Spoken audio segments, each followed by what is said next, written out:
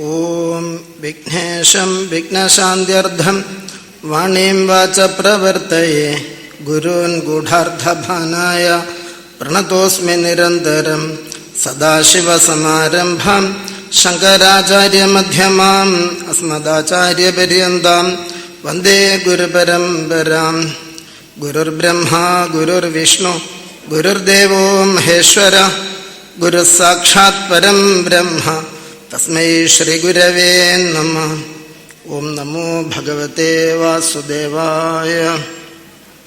ഏകാദശ സ്കന്ധത്തിൻ്റെ 17ഉം 18ഉം അധ്യായങ്ങളിലായിട്ട് വർണ്ണാശ്രമധർമ്മത്തെ ഉപദേശിക്കുന്നു. വർണ്ണാശ്രമധർമ്മം ഉപദേശിക്കുന്നത് ഭഗവാനിൽ ഭക്തി ഉണ്ടാകുന്നതിന് വേണ്ടിയാണ് എന്ന് പറഞ്ഞു. ഇപ്പം നേരത്തെ പറഞ്ഞു നിർത്തി. ശ്രേയസ് എന്താണെന്ന് ചോദിക്കുമ്പോൾ ഭഗവാനിലുള്ളതായ ഭക്തിയാണ് ശ്രേയസ് എന്ന് പറയും. അത് സത്സംഗത്താൽ ലബ്ധമാണ് എന്നും സൂചിപ്പിക്കും. അപ്പം സത്സംഗലബ്ധമായിരിക്കുന്ന ആ ഭക്തി കൊണ്ട് എന്ന് പറയും. അപ്പം ആ ഭക്തി ശ്രേയസ്സാണെന്ന് പറയും. പിന്നെ ഭക്തി എന്താണെന്നും പറയും. അങ്ങനെയെല്ലാം പറഞ്ഞതിന് ശേഷം 16-ാം അധ്യായം ഉപസംഹരിക്കുന്നത് എങ്ങനെയാണ്? തസ്മാൻ മനോവച പ്രാണാൻ നിയച്ഛത് മത്പരായണ മത്ഭക്തിയുക്തയാ ബുദ്ധ്യ തത പരിസമാപ്യതേ. അതുകൊണ്ട് മനസ്സിനെയും വാക്കിനെയും പ്രാണങ്ങളെയും ഭഗവത് പരായണനായിരിക്കുന്നവൻ ഭഗവത് സമർപ്പണം ചെയ്യണം. ഭഗവത് സമർപ്പണം ചെയ്യണം എന്നാണ് പറഞ്ഞിരിക്കുന്നത്. മത് ഭക്തിയുക്തയാ ബുദ്ധ്യ തത പരിസമാപ്യതേ. ഭഗവത് ഭക്തിയുക്തമായിരിക്കുന്ന ബുദ്ധിയോടുകൂടി അങ്ങനെ ചെയ്തു കഴിഞ്ഞാൽ എല്ലാ ജന്മസംസാര ബന്ധങ്ങളും അറ്റ് കേവലമായ മുക്തി സിദ്ധിക്കുന്നു എന്നും അവിടെ സൂചിപ്പിച്ചു. അപ്പം ഇത് കേട്ടതായ ഉദ്ധവൻ ചോദിക്കുകയാണ്, യസ്ത്വയാഭിഹിത പൂർവം ധർമ്മസ്ത്വദ്ഭക്തി ലക്ഷണഃ വർണ്ണാശ്രമാചാരവതാം സർവേഷാം ദ്വിപദാമപി. ഭഗവാനോട് ഉദ്ധവൻ ചോദിക്കുന്നത് വർണ്ണാശ്രമാചാരവതാം, വർണ്ണാശ്രമങ്ങളെ ആചരിക്കുന്നവർക്ക് അനുഷ്ഠിക്കുന്നവരായിരിക്കുന്ന സർവേഷാം ദ്വിപദാം, എല്ലാ ദ്വിപാത്തുക്കൾ. ദ്വിപാത്തെന്ന് പറഞ്ഞാൽ 2 പാദങ്ങളോടുകൂടിയവർ പറഞ്ഞാൽ മനുഷ്യർക്ക്. തത് ഭക്തിലക്ഷണ, ഭഗവാനിൽ ഭക്തി ഉണ്ടാകുന്ന രൂപമായിരിക്കുന്ന യഹാധർമ്മ, യാതൊരു ധർമ്മമാണോ ഭഗവാനാൽ തന്നെ പറയപ്പെട്ടിരിക്കുന്നത് അതനുഷ്ഠിച്ചാൽ എന്ത് സിദ്ധിക്കും? ഈ വർണ്ണാശ്രമധർമ്മങ്ങൾ അനുഷ്ഠിച്ചാൽ എന്താ സിദ്ധിക്കുന്നത്? യഥാ അനുഷ്ഠീയമാനേന ത്വയി ഭക്തർ നൃണാം ഭവേത്. ഈ വർണ്ണാശ്രമ ധർമ്മങ്ങൾ അനുഷ്ഠിക്കുന്നത് വർണ്ണാശ്രമധർമ്മങ്ങൾക്ക് വേണ്ടിയല്ല. കാരണം അതനുഷ്ഠിക്കുന്നത് അതിനു വേണ്ടിയല്ല. പിന്നെ എന്തിനാണ്? ഭക്തർ നൃണാം ഭവേത്, ഭഗവാനിൽ ഭക്തി ഉണ്ടാകണം. സ്വധർമ്മേണ അരവിന്ദാക്ഷ തത് സമാഖ്യാതുമർഹസി. ഭഗവാനിൽ ഭക്തി ഉണ്ടാകുന്നത് കൊണ്ട് ആ വർണ്ണാശ്രമധർമ്മത്തെ പറഞ്ഞു തരണം എന്നാണ് പറഞ്ഞിരിക്കുന്നത്. അപ്പം ഭഗവാനിൽ ഉള്ളതായ ഭക്തിയാണ് വർണ്ണാശ്രമധർമ്മങ്ങൾ അനുഷ്ഠിക്കുന്നതിൻ്റെ സാധ്യമായിട്ടിരിക്കുന്നത്. വിദ്യാരണ്യസ്വാമികളും പറയും, സ്വവർണ്ണാശ്രമധർമ്മേണ തപസ ഹരിതോഷണാത് സാധനം പ്രഭവേത് പുംസാം വൈരാഗ്യാദി ചതുഷ്ടയം. അപ്പം നേരത്തെയും പറഞ്ഞിട്ടുണ്ട്, സ്മരന്ത സ്മരയന്തശ്ച മിഥൗഘൗഘ ഹരിം ഹരം ഭക്ത്യാ സഞ്ജാതയാ ഭക്ത്യ ബിഭ്രത്യുത്പുള്ളകാന്തനും ഭക്ത്യാ സഞ്ജാതയാ ഭക്ത്യ. ഭക്തി കൊണ്ട്, സാധനഭക്തി കൊണ്ട് ആ സാധ്യഭക്തി രൂപമായിരിക്കുന്ന നിർമ്മലമായിരിക്കുന്ന ജ്ഞാനത്തിലേക്ക് പോകണം. അതിനുവേണ്ടിയാണ് വർണ്ണാശ്രമധർമ്മത്തെ അനുഷ്ഠിക്കുന്നത്, ചിത്തം ശുദ്ധമാകുന്നതിന് വേണ്ടി. അപ്പം ചിത്തം ശുദ്ധമാകണം എങ്കിൽ എന്ത് വേണം?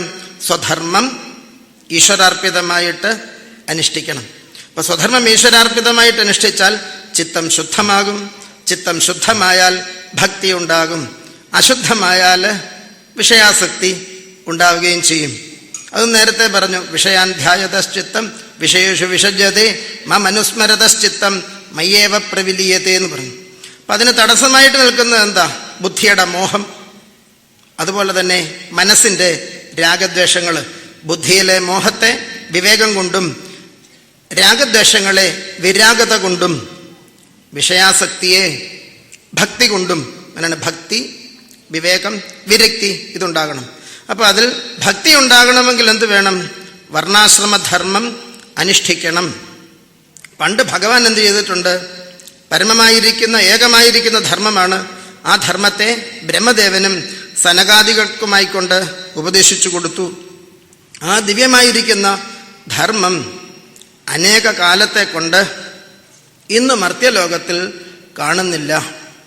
അപ്പോൾ അനേക കാലം കൽപ്പാരംഭത്തിൽ ഉപദേശിച്ചതായ ആ ധർമ്മം എന്താണ്? ധർമ്മലോപം വന്ന് ഇന്ന് ലോകത്തിൽ കാണുന്നില്ല. ധർമ്മത്തിൻ്റെ ഉപദേഷ്ടാവും അതിനെ നടപ്പിലാക്കുന്നവനും ഒക്കെ ഭഗവാനല്ലാതെ മറ്റാരും തന്നെ ഇല്ല. അപ്പം ഭഗവാൻ എങ്ങനെയാണത് നടപ്പാക്കുന്നതെന്നാണെങ്കിൽ ധർമ്മം പ്രമാണഭൂതമായിരിക്കുന്ന വേദമായിരിക്കുന്നു. അതിനെ പ്രയോഗത്തിൽ വരുത്തുന്നത് എന്താണ്? മന്വാദികളായിരിക്കുന്ന ആ രാജാക്കന്മാരാണ്, ഭരണകർത്താക്കളിലൂടെയാണത് നടപ്പാക്കേണ്ടത്. ഉപദേശരൂപത്തിൽ എന്തു ചെയ്യുന്നു? ഋഷീശ്വരന്മാരാൽ അത് ഉപദേശിക്കുന്നു. ഋഷീശ്വരന്മാരുടെ രൂപത്തിൽ ധർമ്മോപദേശം ചെയ്യുന്നു. വേദം പ്രമാണഭൂതമായിട്ടിരിക്കുന്നു. അതിനെ പ്രവൃത്തിപഥത്തിൽ ഭരണകർത്താക്കൾ നടപ്പാക്കുകയും ചെയ്യുന്നു. അതുകൊണ്ട് ആ ദിവ്യമായിരിക്കുന്ന വർണ്ണാശ്രമധർമ്മത്തെ ഉപദേശിക്കണം എന്ന് ഉദ്ധവൻ ഭഗവാനോട് ചോദിച്ചു. ഇങ്ങനെ ചോദിക്കപ്പെട്ടവനായ ഭഗവാൻ ആ ധർമ്മത്തെപ്പറ്റി പറയുകയാണ്. ഭഗവാൻ പറഞ്ഞു, അങ്ങയുടെ ഈ പ്രശ്നം എന്താണ്? ജീവന്മാർക്കെല്ലാം പരമ്പരയാ നിശ്രേയസത്തെ കൊടുക്കുന്നതാണ്. പരമ്പരയാ നിശ്രേയസത്തെ കൊടുക്കുക എന്ന് പറഞ്ഞാലോ, വർണ്ണാശ്രമ ധർമാനുഷ്ഠാനം, അതിനെ തുടർന്ന് വിവേകവൈരാഗ്യാദികൾ ഉണ്ടാകല്, അതിനെ തുടർന്ന് ആത്മജ്ഞാനം ഉണ്ടാവല്. ആ ജ്ഞാനത്തിലൂടെ എന്ത് വരുന്നു? നിശ്രേയസം, മുക്തി ഒരാൾക്ക് സിദ്ധിക്കുകയും ചെയ്യുന്നു. അതിനെ കേട്ടുകൊള്ളൂ എന്ന് പറഞ്ഞു. അപ്പം ആദ്യ യുഗമായിരിക്കുന്ന കൃതയുഗത്തിൽ ഒറ്റ വർണ്ണമേ ഉണ്ടായിരുന്നുള്ളൂ. ആ വർണ്ണത്തിൻ്റെ പേര് ഹംസ എന്നുള്ളതാണ്. ഹംസ എന്നാണ്. അപ്പോൾ ആ കൃതയുഗത്തിലെ ആൾക്കാരെല്ലാം എങ്ങനെയാണ് ഇരുന്നത്? വിവേകത്തോടും വിരക്തിയോടും ഭക്തിയോടും കൂടി ഇരുന്നിരുന്നു. ശമരൂപമായിട്ട് ഇരുന്നു എന്നാണ്. സർവം ഖല്ലുദം ബ്രഹ്മ തജ്ജലാനിതി ശാന്ത ഉപാസീത. സർവവും ബ്രഹ്മമാണ്, ആ പരമേശ്വരനാണ്. അതിനെ ശമരൂപമായിരിക്കുന്ന ആ ഉപാസനയോടുകൂടി ബ്രഹ്മത്തിൽ നിന്നാണ് ഉണ്ടാകുന്നത്, ബ്രഹ്മത്തിലാണ് നിലനിൽക്കുന്നത്, ബ്രഹ്മത്തിലാണ് ലയിക്കുന്നത് എന്നുള്ളതായ നിലയിൽ അവര് ശമരൂപമായിട്ട് നിലകൊണ്ടിരുന്നു. കൃതയുഗത്തിൽ ജന്മന കൃതാർത്ഥന്മാരായിരുന്നു. സ്വാഭാവികമായിട്ട് തന്നെ ആ ബ്രഹ്മനിഷ്ഠയിലാണ് ഇരുന്നത്. ഭഗവാനെ ഒരു നിമിഷം പോലും മറക്കാതെ നിലകൊണ്ടിരുന്നു എന്നാണ്. ആ കാലത്തെയാണ് കൃതയുഗം എന്ന് പറഞ്ഞിരിക്കുന്നത്. ആ സമയത്ത് വേദം എന്താണ്? ഒന്ന് മാത്രമേ ഉള്ളൂ. വേദപ്രണവേവാഗ്രേ, പ്രണവം എന്ന് പറയുന്ന ഒരു വേദം മാത്രമേ ഉള്ളൂ, ഓങ്കാരം. ധർമ്മം എന്താണ്? പരമധർമ്മമായിരിക്കുന്ന ബ്രഹ്മം. ധർമ്മോഹം വൃഷരൂപധൃക് ഉപാസത്തെ തപോനിഷ്ഠ ഹംസം മാം മുക്തകൽബിഷാഹ. ബ്രഹ്മരൂപനായിരിക്കുന്ന എന്നെ അഭേദമായിട്ട് പ്രണവത്തിൻ്റെ ലക്ഷ്യാർത്ഥമായിട്ട് അവർ ഉപാസിച്ചിരുന്നു. അവിടെ അവർക്ക് യാതൊരു തരത്തിലുള്ളതായ സംശയമോ വിപരീയമോ ഒന്നുമില്ലാതെ സദാത്മനിഷ്ഠയിൽ അവിടെ ഇരുന്നു എന്നാണ്. കൃതയുഗം അങ്ങനെയാണ്, സർവവും ബ്രഹ്മനിഷ്ഠന്മാരാണ്. ത്രേതായുഗ്മുഖത്തിൽ എന്ത് വന്നു എന്നാണെങ്കിൽ ഭഗവാന്റെ പ്രാണങ്ങളിൽ നിന്ന് വിശ്വസിതരും ഹൃദയാത്രൈ എന്ന് പറഞ്ഞതുകൊണ്ട് കർമ്മവും ജ്ഞാനവും ഉപാസനയെയും പറയുന്നതായ ഋക്ക്, യജസ്, സാമം, അഥർവം എന്നീ വേദങ്ങൾ ഉണ്ടായി എന്നാണ്. ത്രൈ എന്ന് പറഞ്ഞാൽ കർമ്മവും ജ്ഞാനവും ഉപാസനയും പറഞ്ഞിട്ടുണ്ട്. പ്രാണാന്മേ ഹൃദയാത്രൈ എന്നാണ്. അപ്പം തസ്യ മഹതോഭൂതസ്യ നിശ്വസിതം ഏതത് ഋഗ്വേദ, യജുർവേദ, സാമവേദ, അഥർവവേദ എന്നിങ്ങനെയെല്ലാം പറഞ്ഞിട്ടുണ്ട്. ഇതിഹാസ പുരാണാദികളും എല്ലാം അവിടെ പറഞ്ഞിട്ടുണ്ടെന്നാണ്. അത് ഭഗവാൻകൾ നിന്ന് അയത്നമായിട്ട് ലീലാന്യായേന ഉണ്ടായി. അതിലോ വിപ്രക്ഷത്രിയ വിക്ഷൂദ്ര മുഖബാഹുരുപാദജാഹ വൈരാജാത് പുരുഷാജാത യ ആത്മാചാരലക്ഷണാഹ. വിപ്രൻ, ക്ഷത്രിയൻ, വൈശ്യൻ, ശൂദ്രൻ മുതലായ ആൾക്കാർ ക്രമത്തിൽ മുഖബാഹുരുപാദജാഹ. വിപ്രൻ മുഖത്തിൽ നിന്ന്, ക്ഷത്രിയൻ വിരാട് പുരുഷന്റെ ബാഹുവിൽ നിന്ന്, ഊരുക്കളിൽ നിന്ന്, വൈശ്യൻ, ശൂദ്രൻ പാദത്തിൽ നിന്ന് വൈരാജാത് പുരുഷാത് എന്ന് പറഞ്ഞാൽ വിരാട് രൂപത്തിലിരിക്കുന്നതായ ആ പുരുഷങ്ങളിൽ നിന്ന് ഉണ്ടായി എന്നാണ്. ഇപ്പം വൈരാജ പുരുഷൻ എന്ന് പറഞ്ഞാൽ ഈ സമഷ്ടിയാത്മകനായിരിക്കുന്ന സത്യലോകം തൊട്ട് പാതാളം വരെയുള്ളതായ സർവ്വജീവരാശികളോടും കൂടിയിരിക്കുന്നതായ ഭഗവാന്റെ ആ വിരാട് രൂപം, ആ വിരാട് രൂപത്തിൻ്റെ ഓരോരോ ആ സ്ഥാനങ്ങളിൽ നിന്ന് ഉണ്ടായി എന്നാണ്. ഇനി ഗൃഹാശ്രമം എവിടുന്നാണ് ഉണ്ടായതെന്നാണ് പറയുന്നത്. ഗൃഹാശ്രമോ ജഘനത്തോ, ഭഗവാന്റെ മധ്യഭാഗത്തിൽ നിന്നാണ് ഗൃഹാശ്രമം ഉണ്ടായത്. ബ്രഹ്മചര്യം ഹൃദോ മമ, ബ്രഹ്മചര്യാശ്രമം ഉണ്ടായത് ഹൃദയത്തിൽ നിന്നാണ്. വക്ഷസ്ഥാനാത് വനേ വാസോ, വക്ഷസിങ്കിൽ നിന്ന് വാനപ്രസ്ഥാശ്രമവും. ന്യാസഃ ശീർഷണി സംസ്ഥിതഃ, മൂർധാവിൽ നിന്ന് സന്യാസാശ്രമവും ഉണ്ടായി. അപ്പം അതിൽ ആശ്രമധർമ്മത്തെയാണ് ഇപ്പം പറയുന്നത്. ഗൃഹസ്ഥാശ്രമം, അതുപോലെ തന്നെ ബ്രഹ്മചര്യാശ്രമം, വാനപ്രസ്ഥാശ്രമം, സന്യാസാശ്രമം. ഇവയ്ക്കെല്ലാം എന്തുണ്ട്? വർണ്ണാനാം ആശ്രമാണാം ച ജന്മഭൂമ്യനുസാരിണീ ആസൻ പ്രകൃതയോ നൃണാം നിചേർനിചോത്തമോത്തമൈ. വർണ്ണങ്ങൾക്കും ആശ്രമങ്ങൾക്കും അവയുടെ ജന്മസ്ഥാനം, ഉൽപ്പത്തി, അതുപോലെ സ്ഥാനങ്ങൾ, ഇതനുസരിച്ച് ഉച്ചാവചത്വം ഉണ്ട്. ലോകത്തിൽ ഉച്ചാവചമുണ്ട്. സത്യലോകം എന്താണ്? ഏറ്റവും ഉച്ചമാണ്. പാതാളലോകം നീചമായിരിക്കുന്ന ലോകമാണ്. നമ്മുടെ ശരീരത്തിൽ തന്നെ മൂർധാവ് എന്താണ്? ഏറ്റവും ഉയർന്നായിരിക്കുന്നത്. പാദം താഴ്ന്നാണ് ഇരിക്കുന്നത്. അങ്ങനെ ഉച്ചാവചത്വം ഉണ്ട്. വ്യവഹാര ലോകത്തിൽ ഉച്ചാവചത്വം ഉണ്ട്. വ്യവഹാരമല്ലേ, അതിനകത്ത് ഉച്ചാവചത്വം ഉണ്ടെന്നാണ്. അപ്പം അതനുസരിച്ച് ഓരോന്നിനും ഉത്തമം, മധ്യമം, അധമം എന്നിങ്ങനെയുള്ളതായ പ്രകൃതികൾ ഒക്കെ ഉണ്ടെന്നാണ്. അതിൽ ആശ്രമത്തിൽ ശീർഷം മൂർധാവായിരിക്കുന്ന സന്യാസത്തിന് ഏറ്റവും മാഹാത്മ്യമുണ്ട്. ന്യാസ ഏവ അത്യരചയത് എന്നെല്ലാം ശ്രുതി അവിടെ പറയുന്നുണ്ട് എന്നാണ്. അപ്പോൾ അവിടെ ആദ്യമായിട്ട് ബ്രഹ്മധർമ്മങ്ങളെയാണ് പറഞ്ഞിരിക്കുന്നത്. അടുത്തതായിട്ട് പറയുന്നത് ബ്രഹ്മധർമ്മങ്ങളെന്ന് പറഞ്ഞതുകൊണ്ട് വിപ്രൻ്റേതായിരിക്കുന്ന ആ ധർമ്മത്തെ, വർണ്ണധർമ്മത്തെ അവിടെ പറഞ്ഞിട്ടാണ് ആശ്രമധർമ്മത്തെ പറ്റി പറയുന്നത്. അപ്പം വർണ്ണധർമ്മം എങ്ങനെ ഇരിക്കും എന്നാണ്.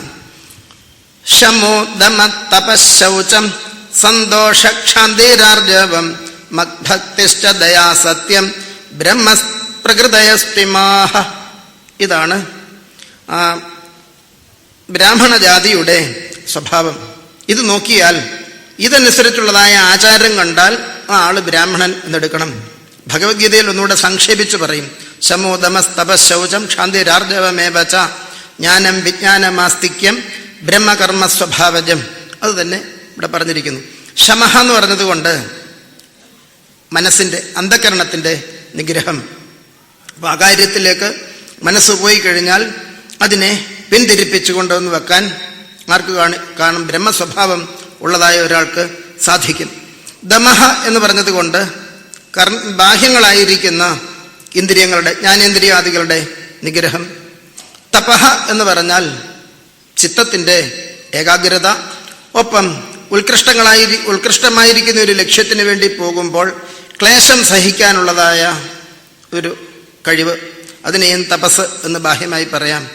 ശുചിത്വം, സന്തോഷ, തൃപ്തി. മനസ്സെപ്പോഴും സന്തുഷ്ടമായിട്ട് ഇരിക്കും. അത് കുടിലിരുന്നാലും ശരി, കൊട്ടാരത്തിലിരുന്നാലും ശരി, എങ്ങനെ ഇരുന്നാലും മനസ്സ് സന്തുഷ്ടമായിരിക്കും ബ്രഹ്മപ്രകൃതിയായിരിക്കുന്ന ഒരാളിൽ നിന്നാണ്. ക്ഷാന്തി എന്ന് പറഞ്ഞു കഴിഞ്ഞാലോ ക്ഷമ. ഈ ക്ഷമ എന്ന് പറഞ്ഞു കഴിഞ്ഞാൽ അത് നമുക്ക് സാധാരണ ഇല്ലാത്തതായ ഒരു കാര്യമാണെന്നാണ്. അക്രോധം, ക്രോധം, അക്രോധം, പിന്നെ ക്ഷമ അഥവാ ക്ഷാന്തി എന്നാണ്. ക്രോധമെന്ന് പറഞ്ഞാൽ നമ്മുടെ മനസ്സിൽ ചില കാര്യങ്ങളൊക്കെ ഇന്ന പോലെ വേണമെന്ന് തോന്നും. അങ്ങനെയല്ല നടക്കുന്നതെങ്കിൽ നമുക്ക് ക്രോധം വരും. അപ്പം ആ ക്രോധം ദോഷമാണെന്നറിഞ്ഞ് അത് മാറ്റണമെന്ന് വിചാരം ചെയ്ത് ആവർത്തിച്ച് അഭ്യാസം ചെയ്ത് കഴിയുമ്പം ക്രോധം വന്നാൽ അറിഞ്ഞിട്ടടക്കും. അതിനെ അക്രോധമെന്നാണ് പറയുന്നത്. അങ്ങനെ ക്രോധം വന്നിട്ടടക്കി കുറേ നാൾ അങ്ങനെ ശീലിച്ചു കഴിയുമ്പോഴോ പിന്നെ ക്രോധം വരേണ്ടതായ സന്ദർഭം വന്നാലും മനസ്സ് അങ്ങനെ വരാതിരിക്കും. അതിനെയാണ് ക്ഷാന്തി എന്ന് പറഞ്ഞിരിക്കുന്നത്, ക്ഷമ. അപ്പോൾ സാധാരണ നമുക്ക് ദേഷ്യം വന്നിട്ട് നമ്മൾ അടക്കിയാൽ നമ്മൾ ക്ഷമിച്ചു എന്ന് പറയും.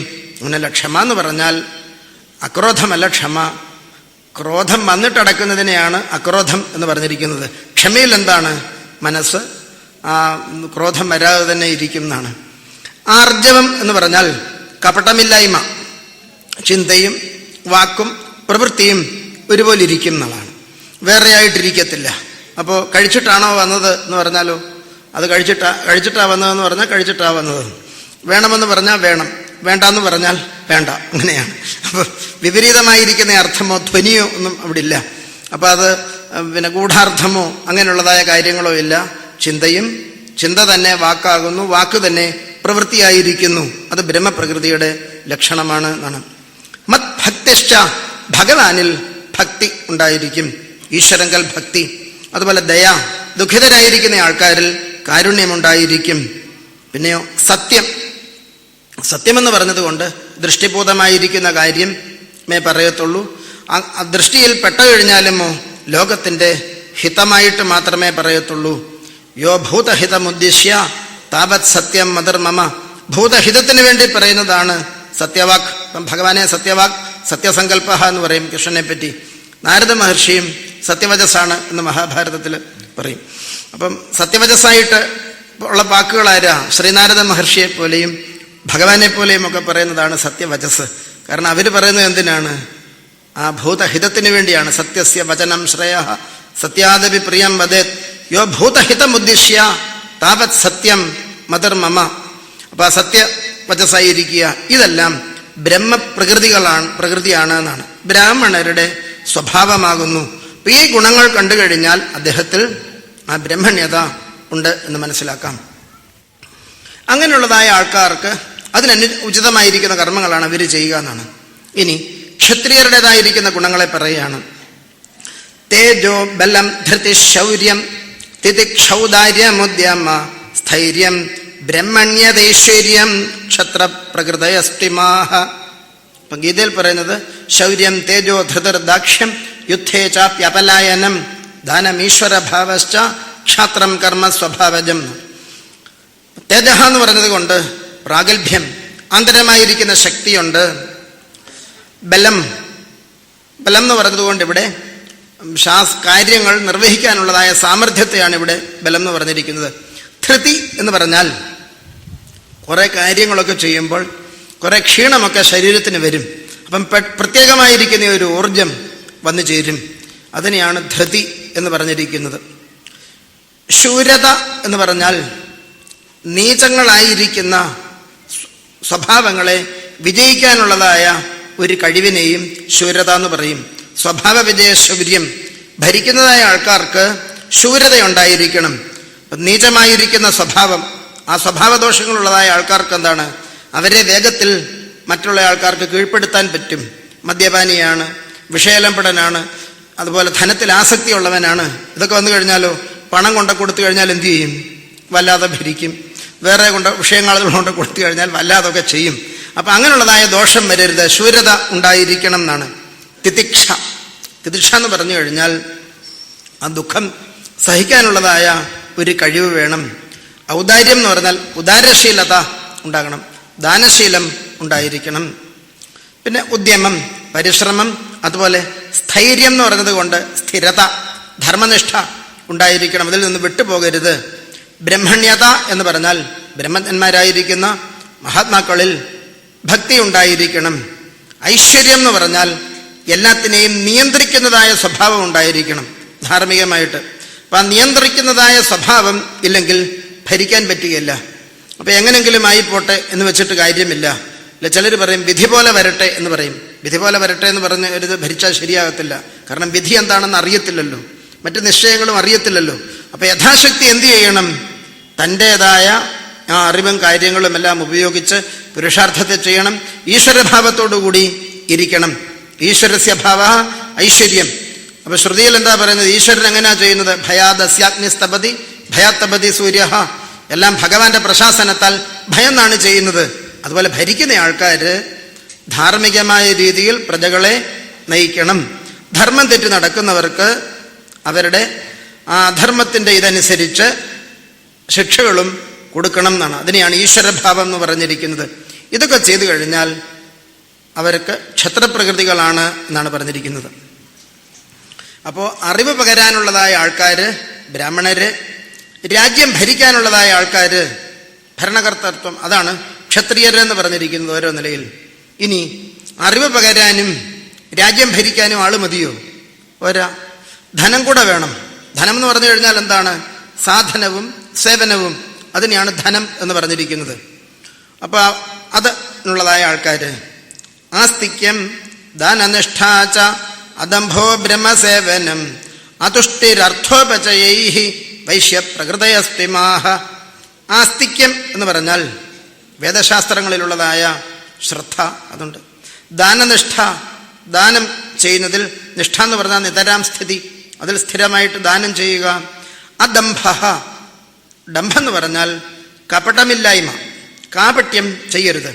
അപ്പോൾ എന്താണ് ഈ കച്ചവടം എന്നൊക്കെ പറഞ്ഞു കഴിഞ്ഞാൽ നല്ല സാധനവും സേവനവും, മെച്ചപ്പെട്ടതായ സാധനവും മെച്ചപ്പെട്ടതായ സേവനവും കൊടുക്കുക എന്നുള്ളതാണ്. അപ്പം സേവനത്തിൽ മായം പാടില്ല, സാധനങ്ങളിലും മായം ചേർക്കാൻ പാടില്ല എന്നാണ്. അങ്ങനെ ചെയ്തു കഴിഞ്ഞാൽ അത് തെറ്റായ വൈശ്യവൃത്തിയാണ്. അതുകൊണ്ടാണ് അദംഭോ, കപടമില്ലായ്മ ഇരിക്കണം എന്നാണ്. ബ്രഹ്മസേവനം, ബ്രഹ്മസേവനം എന്ന് പറഞ്ഞാൽ ബ്രഹ്മജ്ഞന്മാരായിരിക്കുന്ന ആൾക്കാർക്ക് വേണ്ടതായ, അവർ ചെയ്യുന്നതായ കാര്യങ്ങൾക്ക് വേണ്ടിയുള്ളതായ സാധന സാമഗ്രികൾ കൊടുക്കുകയും ഒക്കെ വേണം. ബ്രഹ്മജ്ഞന്മാരിൽ ഭക്തി ഉണ്ടായിരിക്കണം.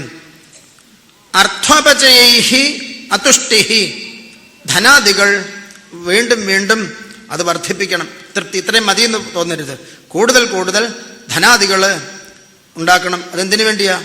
എല്ലാവർക്കും വേണ്ടിയാണ്. അപ്പം വൈശ്യനുണ്ടാക്കുന്നതായ ധനം കൊണ്ടാണ് ബ്രാഹ്മണനും ക്ഷത്രിയനും അറിവ് പകരാനും അതുപോലെ രാജ്യം ഭരിക്കാനും സേവനം ചെയ്യുന്നവർക്ക് ജീവിക്കാനും തങ്ങൾക്കുമെല്ലാം സാധിക്കുന്നത്. അതുകൊണ്ട് സാധന സേവനങ്ങളെ വർദ്ധിപ്പിക്കണം. ഇവയെല്ലാമാണ് വൈശ്യരുടെ പ്രകൃതി. ഇനി അറിവ് പകരാനും രാജ്യം ഭരിക്കാനും സാധനവും സേവനവും ഇത് മാത്രം പോരാ, വേറെ ചില കാര്യങ്ങളുണ്ട്. സാധനം അത് മറ്റൊരു തരത്തിലുള്ളതായ സേവനമാണ്. അതെങ്ങനെ?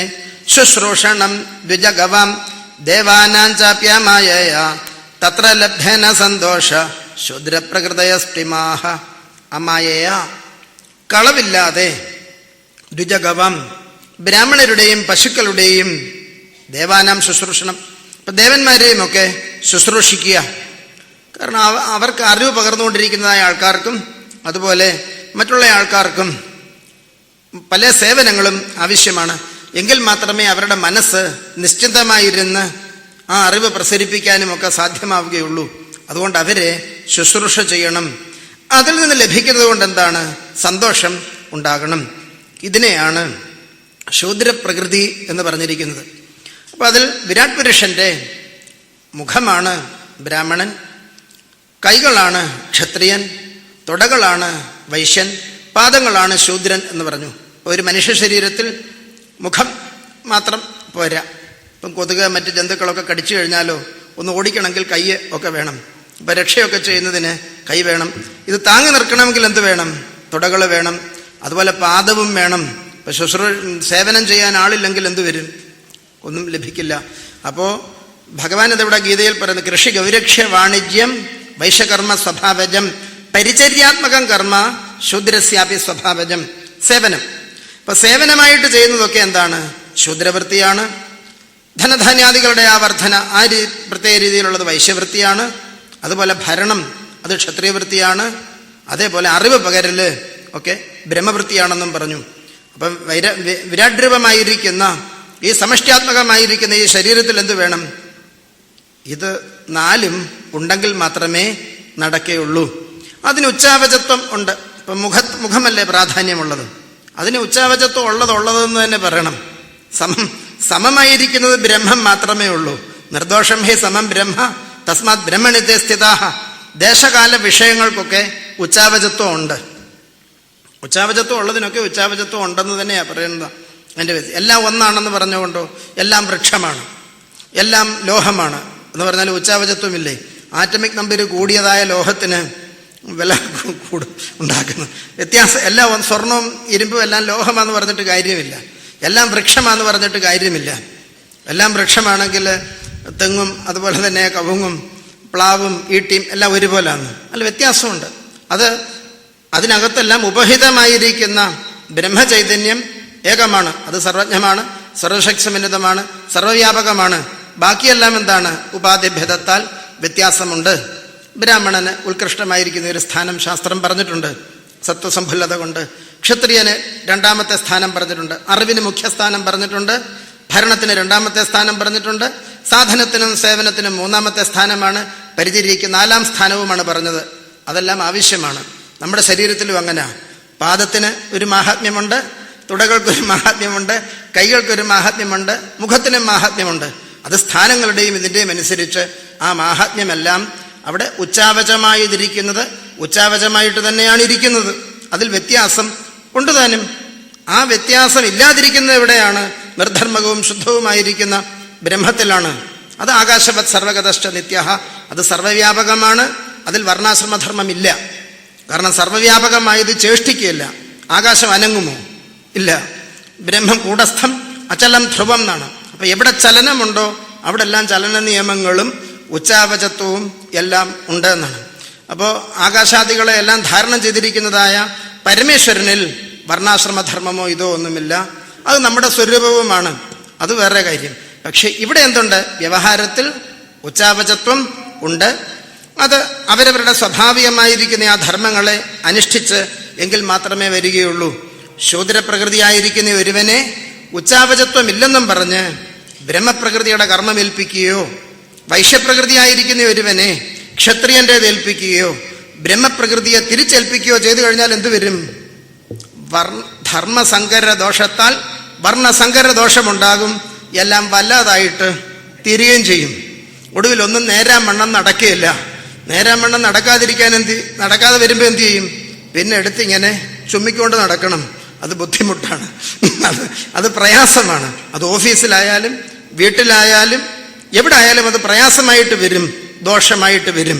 അപ്പൊ സമമായത് സമമാണെന്നറിയണം. അസമമായതിനെ സമമാക്കാൻ വേണ്ടി ഇറങ്ങിത്തിരിച്ചാലോ അത് നടക്കില്ല. എല്ലാവരും സ്വർണ്ണമാലയ്ക്ക് പകരം എല്ലാം ഒന്നാന്നും പറഞ്ഞ് ഇരുമ്പുമാല ധരിച്ചുകൊണ്ട് നടന്നാൽ എല്ലാം ലോഹമാണെന്ന് പറഞ്ഞാൽ അതാവില്ല. എല്ലാം വൃക്ഷമാണെന്ന് പറഞ്ഞ് കാഞ്ഞിരക്കുരുവും ചെറുനാരങ്ങ ഇതെല്ലാം തമ്മിൽ ഓറഞ്ചും എല്ലാം ഒരുപോലെ ഇരിക്കുകയല്ല. അതിൻ്റെ എല്ലാം ഗുണങ്ങളും വീര്യവും പ്രഭാവവും എല്ലാം വ്യവഹാരത്തിൽ എന്താണ്? വ്യത്യാസപ്പെട്ട് തന്നെ അവിടെ ഇരിക്കുകയും ചെയ്യുന്നതാണ്. എല്ലാം പാലാണെന്നും പറഞ്ഞ് റബ്ബറും പാലും പശുവും പാലും എല്ലാം ഒരുപോലല്ല ഇരിക്കുന്നത്. ഇതെല്ലാം പിന്നെ വൃക്ഷങ്ങള്, സസ്യങ്ങള്, മൃഗങ്ങള് ഇതെല്ലാം തമ്മിലുള്ളതായ ഭേദങ്ങൾ അവിടെ ഉണ്ട്. ആ ഭേദങ്ങളെ ഭേദങ്ങളായി കണ്ട് തൻ്റെ പ്രകൃതിയെ മനസ്സിലാക്കി അനുഷ്ഠിച്ചു കഴിഞ്ഞാൽ എന്ത് വരും? ചിത്തം ശുദ്ധമായിട്ട് തീരും. അപ്പൊ ശാസ്ത്രം അതിന് പറയുന്നത് എന്താണ്? സേ സ്വേ കർമ്മണ്യഭിരത സംസിദ്ധിം ലഭത്തെ നരഹ സ്വകർമ്മ നിരത സിദ്ധിം യഥാവിന്ദ ശൃണു. അപ്പൊ എന്തിനാണ് ഈ വർണ്ണാശ്രമധർമ്മം അനുഷ്ഠിക്കുന്നത്? ഓരോരുത്തരും അവരവരുടെ വർണ്ണധർമ്മം അനുഷ്ഠിച്ചാൽ ചിത്തം ശുദ്ധമാകും. വിരാഡ്രൂപമായിരിക്കുന്ന ഈ പ്രപഞ്ചത്തിന് നന്മയും ഉണ്ടാകും. വിപരീതമായിട്ട് ആചരിച്ചു കഴിഞ്ഞാലോ അത് ദോഷത്തെ ഉണ്ടാക്കുകയും ചെയ്യുന്നതാണ്. അപ്പൊ ഗുണം നോക്കിയാണത് പറഞ്ഞിരിക്കുന്നത്, മറ്റൊന്നുമല്ല. ഈ പ്രകൃതികൾ ഉണ്ടെങ്കിൽ അവരെ അതിന് യോജിപ്പിക്കുകയും ചെയ്യാം എന്നുള്ളതാണ്. ഇനി വേറൊരു കാര്യം കൂടെ പറഞ്ഞു കുറെ ആൾക്കാർ. അതെങ്ങനെയാണ്? അശൗചം അനൃതം സ്ഥേയം നാസ്തിക്യം ശുഷ്കവിഗ്രഹ കാമക്രോധശ്ച തർശശ്ച സ്വഭാവോന്തേവസായിനാം. ഈ 4 പെടാത്ത കുറെ ആൾക്കാരുണ്ട്. അവരാരാ? ശുദ്ധിയില്ലായ്മ, കള്ളം പറയുക, മോഷ്ടിക്കുക, ഈശ്വരനിൽ ശ്രദ്ധയില്ലാതിരിക്കുക, കാരണം കൂടാതെ കലഹിക്കുക, വിഷയപദാർത്ഥങ്ങളിൽ അത്യാസക്തിയോടുകൂടി ഇരിക്കുക, അത് കിട്ടാത്തത് കൊണ്ട് ദേഷ്യം വരിക, അതുപോലെ അന്യന്റെ മുതൽ ആശിക്കുക, അത്യാശ, ഇതൊക്കെ നീചപ്രകൃതികളുടേതായിരിക്കുന്ന ആൾക്കാരുടെ സ്വഭാവമാണ് എന്ന് പറഞ്ഞു. അപ്പം നമ്മളിലെ ആ നീചത മാറ്റിയിട്ട് നമ്മൾ എന്ത് ചെയ്യണം? ക്രമേണ ഉയർന്നുയർന്നു പോകുകയും വേണം എന്നവിടെ സൂചിപ്പിച്ചു. ഇനി എല്ലാവർക്കും വേണ്ട ഒരു ഗുണത്തെ പൊതുവായിട്ട് പറയുകയാണ്. അതെന്താണെന്നാണെങ്കിൽ അഹിംസ, സത്യമസ്തേയം, അകാമക്രോധലോഭത, ഭൂതപ്രിയഹിതേഹാച, ധർമ്മോയം സാർവവർണിക. എല്ലാവർക്കും വേണം. ബ്രാഹ്മണനും ക്ഷത്രിയനും വൈശ്യനും ശൂദ്രനും എല്ലാവർക്കും വേണ്ടതാണ് അഹിംസ, ഉപദ്രവിക്കായ്മ, സത്യം, യഥാർത്ഥമായിട്ടുള്ളതായ കാര്യം പറയുക, അസ്തയം, മോഷ്ടിക്കാതിരിക്കല്, കാമക്രോധ ലോഭാദികൾ ഇല്ലാതിരിക്കല്. കാമനയുണ്ടെങ്കിലോ ധർമ്മം അനുഷ്ഠിക്കാൻ പറ്റുകയില്ല. ഇപ്പം മാതൃദേവോ ഭവ എന്ന് ശ്രുതി പറഞ്ഞു, അത് നമുക്ക് വേണ്ടിയാ പറഞ്ഞത്. അപ്പോൾ ആഗ്രഹം, വിഷയപദാർത്ഥങ്ങളിൽ ആസക്തിയോടുകൂടി ഇരിക്കുന്നവന് അത് അനുഷ്ഠിക്കാൻ പറ്റുകയില്ല. അതുപോലെ ക്രോധം കൊണ്ട് എന്തു ചെയ്യും? ചിലപ്പം ചെയ്യേണ്ടത് ചെയ്യാതിരിക്കും, മാതാവിനെ സേവിക്കാതിരിക്കും, പിതാവിനെ സേവിക്കാതിരിക്കും, ആചാര്യനെ സേവിക്കാതിരിക്കും. ഇപ്പം ചെയ്യേണ്ടത് ചെയ്യാതിരിക്കുക, വേണ്ടാത്തത് ചെയ്യുക, ഇതൊക്കെ ചെയ്യും. പരധർമ്മം അനുഷ്ഠിക്കും, സ്വധർമ്മം ചെയ്യാതിരിക്കും. ലോഭം എന്ന് പറഞ്ഞു കഴിഞ്ഞാലോ ധനത്തിലുള്ളതായ ആസക്തി, ഇതൊക്കെ കൊണ്ട് വേണ്ട കാര്യങ്ങൾ ചെയ്തു കൊടുക്കില്ല. കൊടുക്കേണ്ടവർക്ക് അമ്മയെ നോക്കില്ല, അച്ഛനെ നോക്കില്ല. അതുപോലെ കൂടുതൽ തനിക്കല്ല തന്നത്, മറ്റൊരാൾക്കാണ് കൊടുത്തത്. ഇതെല്ലാം ലോഭത്തിൻ്റെ ഇതുകൊണ്ട് ധർമ്മം അനുഷ്ഠിക്കാതെ ഇരിക്കും. അപ്പം ഈ കാമവും ക്രോധവും ലോഭവും ഇല്ലാതിരിക്കൽ, അങ്ങനെ ഇല്ലാതിരിക്കുന്നത് എന്തിനു വേണ്ടിയാ? മറ്റുള്ള ആൾക്കാർക്ക് വേണ്ടിയല്ല, നമുക്ക് വേണ്ടിയാണ്. അത് പ്രയോഗിച്ചു കഴിഞ്ഞാൽ എന്തു വരും? കാമവും ക്രോധവും ലോഭവും ചെയ്തു കഴിഞ്ഞാലോ അത് നരകദ്വാരമാണെന്ന് ഭഗവാൻ ഗീതയെ പറഞ്ഞിട്ടുണ്ട്. ത്രിവിധം നരകസ്യേദം ദ്വാരം നാശനമാത്മനഃ കാമക്രോധ തഥാ ലോഭ തസ്മാദേതത്രയം ത്യജേത്. അതിനെ ത്യജിച്ചില്ലെങ്കിൽ ആർക്കാ ദോഷം? അവനവന് തന്നെയാ ദോഷം. നരകമെന്ന് പറഞ്ഞാൽ ആ ദുഃഖം മാത്രം കിട്ടുന്നതായ സ്ഥലം, അതാണ് നരകസ്ഥാനം. അതുകൊണ്ട് കാമക്രോധ ലോഭാദികളെ ഉപേക്ഷിച്ചെങ്കിലേ ആ ധർമ്മം നേരാം വണ്ണം അനുഷ്ഠിക്കാൻ പറ്റുകയുള്ളൂ. ഭൂതപ്രിയ ഹിതേഹ, പ്രാണികൾക്ക് ഹിതം ചെയ്യുക, അതുപോലെ പ്രിയം ചെയ്യുക എന്ന് പറഞ്ഞാൽ ഈ ലോകത്തെ സുഖസാധനങ്ങളൊക്കെ കൊടുക്കുക. ഹിതമെന്ന് പറഞ്ഞാൽ അവരെ ധർമ്മത്തിലേക്ക് നയിക്കുക. അപ്പോൾ ഏതെങ്കിലും ഒരു ജീവന് ദുഃഖമുണ്ടെങ്കിൽ ആ ദുഃഖത്തെ മാറ്റാനുള്ളതായ ഹിതം എന്താണ്? മിത്രം ധർമ്മേണ യോജയേത്. ധർമ്മമുണ്ടെങ്കിൽ മാത്രമേ സുഖമുണ്ടാവുകയുള്ളൂ. അധർമ്മം ചെയ്ത് ഇന്ന് വരെ ആരും സുഖിച്ചിട്ടില്ല. അപ്പോൾ ഒരു ജീവന് സുഖം കൊടുക്കണമെങ്കിൽ എന്ത് വേണം? ധർമ്മോപദേശം ചെയ്യണം. ആ സുഖം ഒരിക്കലും നശിക്കാത്തതാണെങ്കിൽ എന്താ വേണ്ടത്? ബ്രഹ്മോപദേശം ചെയ്യണം എന്നാണ്. ഇപ്പം ബ്രഹ്മജ്ഞാനം കൊണ്ട് മാത്രമേ ശാശ്വത സുഖമുണ്ടാവൂ. ഇവിടെ സുഖമുണ്ടാകണമെങ്കിലും അത് ധർമ്മത്തിൻ്റെ ഫലമാണ്. അധർമ്മത്തിൽ നിന്ന് പിന്തിരിയാൻ പറയണം. ഒപ്പം ഇവിടെ യഥാശക്തി തൻ്റെ ധനത്തിനും സമയത്തിനും ആരോഗ്യവും അനുസരിച്ച് വേണ്ടതായ പ്രിയത്തെ ചെയ്തു കൊടുക്കുകയും വേണം.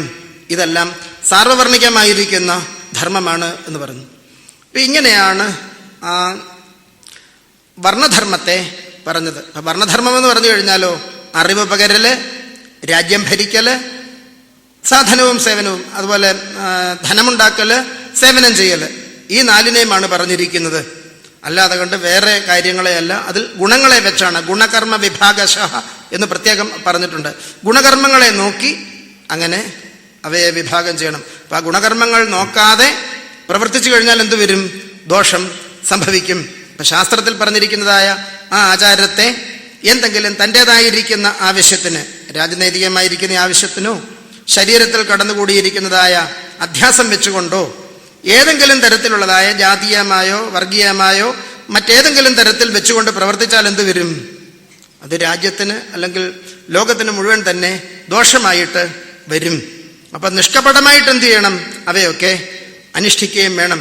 നിഷ്കപടമായിട്ട് ഉള്ളതായ ഉപദേശത്തെയാണ് ശ്രുതി സ്മൃതി ഇതിഹാസ പുരാണങ്ങളിൽ പറഞ്ഞിട്ടുള്ളത് എന്നാണ്. അപ്പം അവയെ അങ്ങനെ അനുഷ്ഠിച്ചില്ലെങ്കിൽ എങ്ങനെ കാണാം? അനുഷ്ഠിച്ചത് നേരാമണ്ണം അല്ലെങ്കിൽ ഫലത്തിൽ കാണാം എന്നുള്ളതാണ്. അപ്പോൾ അതാത് സ്ഥലത്ത് നേരാമണ്ണമല്ല അനുഷ്ഠിക്കുന്നതെങ്കിൽ അറിവ് പകരുന്ന മണ്ഡലത്തിൽ കാണും, ഭരിക്കുന്ന മണ്ഡലത്തിൽ കാണും, ധനമുണ്ടാക്കുന്ന മണ്ഡലത്തിൽ കാണും, സേവന വ്യവസ്ഥയിൽ കാണും. അതവിടെ പ്രതിഫലനമായിട്ടിരിക്കും. അപ്പോൾ അതവിടെ കാണും. അതിൻ്റെ ഫലം കൊണ്ട് അത് കൃത്യമായിട്ട് അറിയാം എന്നുള്ളതാണ്. അത് ഫലം കൊണ്ടാണ് അവിടെ മനസ്സിലാക്കുന്നത്. ധർമ്മമാണ് നമ്മൾ അനുഷ്ഠിച്ചതെങ്കിൽ എങ്ങനെ അറിയാം? സുഖം കൊണ്ട് അറിയാം. അധർമ്മമാണെങ്കിൽ എന്തറിയാം? ദുഃഖം കൊണ്ടറിയാം. നിരതിശയാനന്ദമാണെങ്കിലോ ബ്രഹ്മനിഷ്ഠയാണെന്നറിയാം എന്നാണ്. ഒരാൾക്ക് നിരതിശയാനന്ദമാണെങ്കിൽ ബ്രഹ്മനിഷ്ഠയാണെന്നും, സുഖമാണെങ്കിൽ ധർമ്മഫലമാണെന്നും, ദുഃഖമാണെങ്കിൽ അധർമ്മഫലമാണെന്നും അങ്ങനെയാണ് ശ്രുതി നിർദ്ദേശിച്ചിരിക്കുന്നത്. അതിനെ വ്യാഖ്യാഭേദത്താലോ അങ്ങനെയോ ഒന്നുമല്ല അറിയുന്നത് എന്നുള്ളതാണ്. ഈശ്വരൻ സർവജ്ഞനും സർവശക്തനും സർവവ്യാപകനുമായതുകൊണ്ട് എന്തു വരത്തില്ല? ഈശ്വരന് അബദ്ധം പറ്റത്തില്ല.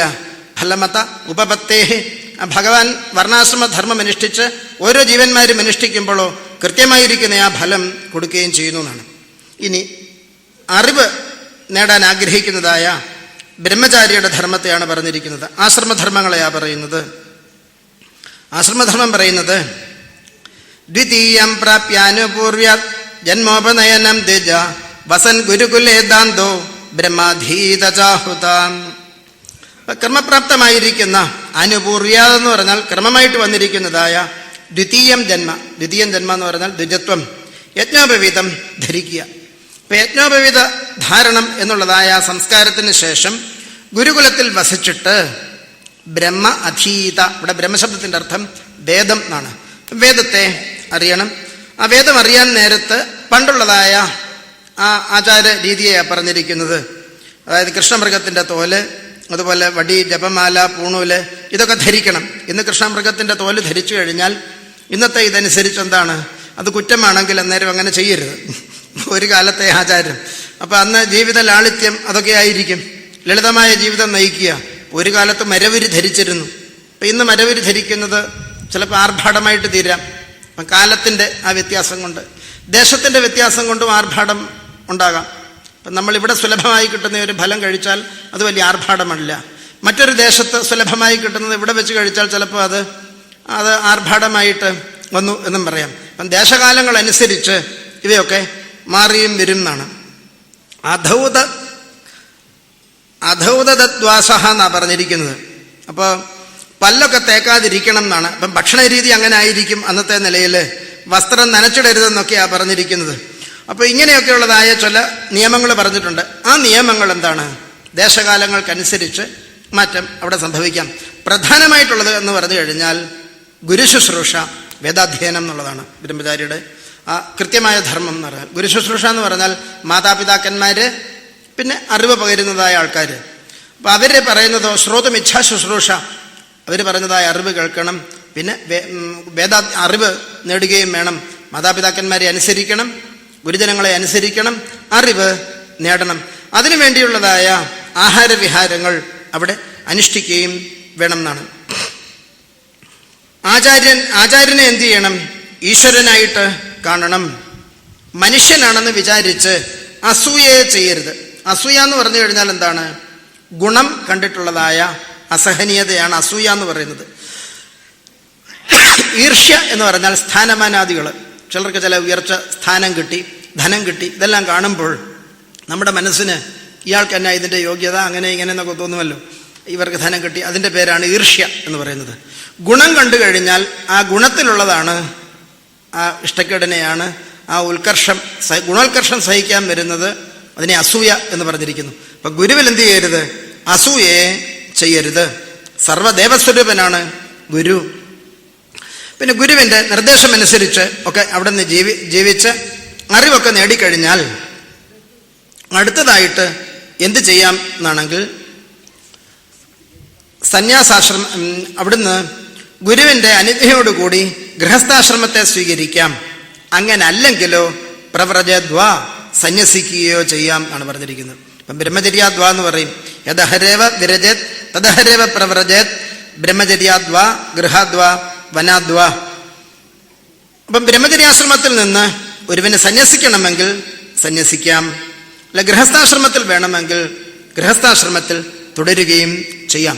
അപ്പം ബ്രഹ്മചര്യാശ്രമത്തിൽ എന്തെല്ലാമാണോ ആ ആശ്രമ നിയമങ്ങൾ ഗുരു കൽപ്പിച്ചിരിക്കുന്നത് അതനുസരിച്ച് ജീവിക്കണം. അറിവ് നേടുന്നതിന് വിരുദ്ധങ്ങളായിരിക്കുന്ന കാര്യങ്ങളെ അനുഷ്ഠിക്കുകയും അരുത് എന്നെല്ലാം അവിടെ വിസ്തരിച്ച് പറഞ്ഞിട്ടുണ്ട്. അപ്പം വിവാഹം കഴിക്കുമ്പോൾ എങ്ങനെയാണ് വിവാഹം കഴിക്കേണ്ടത് എന്ന് ഒരു നിയമം പറഞ്ഞിട്ടുണ്ട്. ഗൃഹാർത്ഥി സദൃശീം ഭാര്യാം ഉദ്വഹേദജുഗുപ്സിതാം യവീയസിന്തു വയസ യാം സവർണാമനുക്രമാത്. സദൃശിയായിരിക്കുന്ന ഭാര്യയെ വേണം വിവാഹം കഴിക്കാൻ എന്നാണ്. അപ്പം സദൃശത എന്ന് പറഞ്ഞു കഴിഞ്ഞാൽ ഒന്ന്, തന്നേക്കാൾ പ്രായം കുറഞ്ഞിരിക്കണം. അതുപോലെ രുക്മിണി സ്വയംവര സമയത്ത് പറയുമല്ലോ, എങ്ങനെയാണ്, കുലശീല രൂപ വിദ്യ വയോ ദ്രവിണ ധാമഭിരാത്മതുല്യം. അപ്പം കുലം, ശീലം, രൂപം, വിദ്യ ഇതിനെല്ലാം നോക്കിയല്ല വിവാഹം കഴിക്കുന്നതിൽ എന്ത് സംഭവിക്കും? സംഭവിക്കുന്ന സമയത്ത് ആൾക്കാർ പലതും പറയും, കുലവും ശീലവും രൂപവും വിദ്യയും ഒന്നും നോക്കാതെയാണെങ്കിലോ, അറിവ് സമമല്ലെങ്കിലോ. അറിവ് സമമല്ലെങ്കിൽ തമാശയായിട്ട് പറയുന്നത് മറ്റേ ആളിന് മനസ്സിലാവത്തില്ല, അതുടനെ പിന്നെ കലഹമായിട്ട് തീരും. ആദ്യത്തെ ദിവസം പറയും വലിയ അറിവുള്ള ഒരാൾ അറിവില്ലാത്ത ഒരാളെ വിവാഹം കഴിച്ചു. അന്ന് ഒരു ദിവസം പത്രക്കാരും അയൽവക്കക്കാരും എല്ലാം കൂടെ ആഘോഷിക്കും. പിന്നെ ജീവിതം ദുസ്സഹമായിട്ട് തീരും. അതൊരു കർമ്മമാണ്, ബ്രഹ്മമല്ലല്ലോ വിവാഹം. കാരണം ബ്രഹ്മമാണെങ്കിൽ ബ്രഹ്മനിഷ്ഠമായിട്ടിരുന്നാൽ മതി. കർമ്മമായതുകൊണ്ട് കർമ്മ നിയമമുണ്ട്. സ്മൃതികാരന്മാരായിരിക്കുന്ന ആചാര്യന്മാര് മറ്റുള്ളവരുടെ കയ്യടിക്ക് വേണ്ടിയും ഇതിനു വേണ്ടിയൊന്നുമല്ല അവരെഴുതുന്നത് സനാതനമായിരിക്കുന്ന കർമ്മങ്ങളാണ്. ഇപ്പൊ കുലശീല രൂപ വിദ്യാ വയോ ദ്രവിണ ധാമഭിരാത്മതുല്യം എന്ന് രുക്മിണി സ്വയംവരത്തിൽ പറയും. അതനുസരിച്ച് വേണം കഴിക്കാൻ. കുലം സമാനമായിരിക്കുന്ന കുലം വേണം, അല്ലെങ്കിൽ എന്തുവരും, ഓരോരുത്തരുടെ സ്വഭാവം വ്യത്യാസമായിട്ടിരിക്കും. ശീലം, ഒരാൾ സസ്യഭുക്കാണ്, മറ്റേയാൾ മാംസഭുക്കാണ്, അങ്ങനെയാണ്. ഇതെല്ലാം പ്രശ്നം. രൂപം, സൗന്ദര്യം, അത് സമാനമായിരിക്കണം. വിദ്യ, അറിവ് സമാനമായിരിക്കണം. ഗൃഹം, താമസിക്കുന്നത് അത് സമമായിരിക്കണം. വയസ്സെന്താണ്? എവിയസി എന്നാണ് പറഞ്ഞിരിക്കുന്നത്. അതിനെ ഉല്ലംഘിച്ച് വിവാഹം കഴിച്ചു കഴിഞ്ഞാൽ എന്തറിയാം? 5-6 ദിവസം കഴിയുമ്പോൾ അറിയാം എന്നാണ്.